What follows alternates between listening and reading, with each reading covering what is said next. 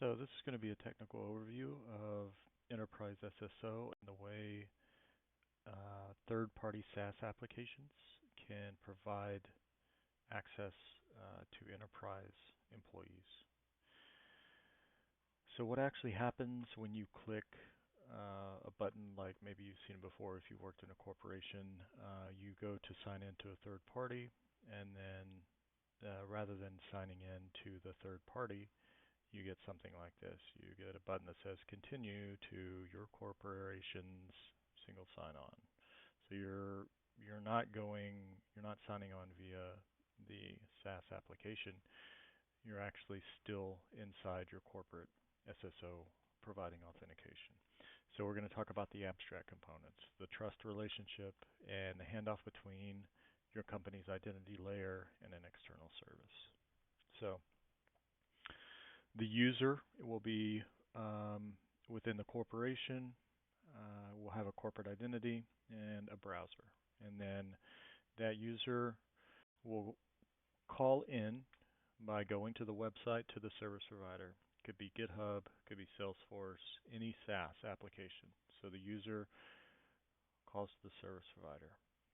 That service provider will then go to the entity provider via a redirect. And this will put the user back inside the company's authority. This identity provider service will be running inside the corporation's network. So the trust triangle. So we have the three components, and we're going to think about there being this trust triangle between the three parties. There will be one pre-established trust relationship, and the protocols, SAML or OIDC, that carry the proof of identity between them. So the user will be the user in the corporation with a browser. They'll also be called the principal. And they're not going to hold any credentials for the third party directly. So rather, they're going to carry a signed assertion from the identity provider to the service provider.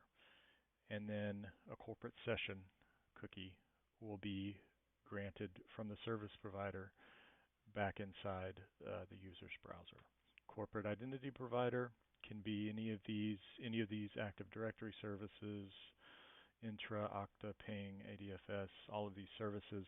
They're going to be what's authenticating the user, enforcing multi-factor authentication, conditional access, and it signs this assertion. So this basically just stating that this is so-and-so at this company, and I have these attributes.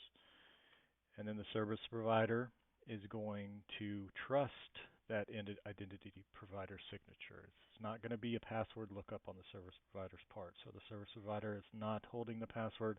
It's not going back to a database to try and retrieve a password or anything like that. Rather, it's just going to validate the session, the assertion, I mean.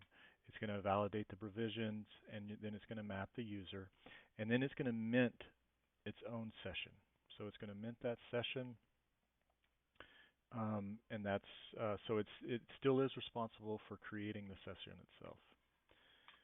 So the foundation is a pre-established trust. Before the first user ever clicks continue, an admin exchanged metadata with GitHub. The identity provider's signing certificate, entity IDs, and endpoints have all been shared.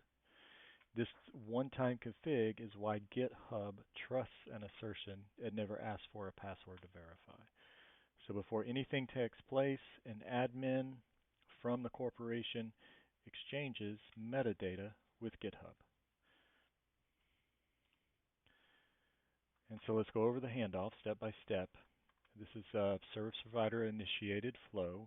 So the reason it's service provider initiated is because the user has requested the service provider's website. So you start at the GitHub, you start at Salesforce, you start at any of these SaaS platforms. That SaaS platform redirects to your identity provider, the corporation's identity provider, and then you come back in the browser holding proof that you are who you say you are. So the user hits the SaaS. So GitHub checks the org's SSO config. Okay, so this is going to be an important component. We'll go into that a lot more along with the actual protocols, the SAML and OIDC.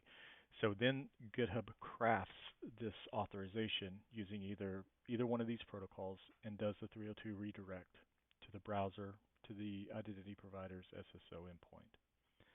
And then that authentication provider checks for an existing session. If there is none, it runs a username and password, it runs the multi-factor authentication, it does all it needs to do to authenticate the person. And then it signs an assertion. So the identity provider builds that SAML response or that OIDC ID token, and it signs with its own private key. So this carries your identity and attributes. And that assertion is then delivered to the service provider. So we're back at GitHub.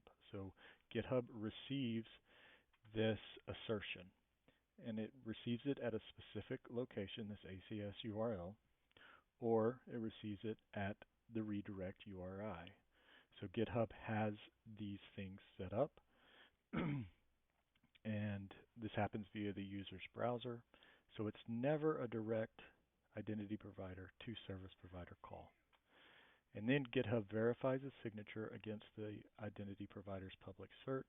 It checks the timestamps and the audiences, and then it mints that session cookie, and the connection is established. The user can start working.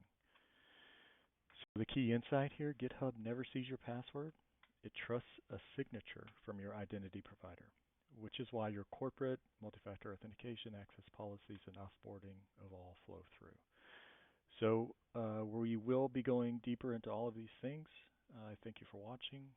Hit the like button, and I'll see you in the next one.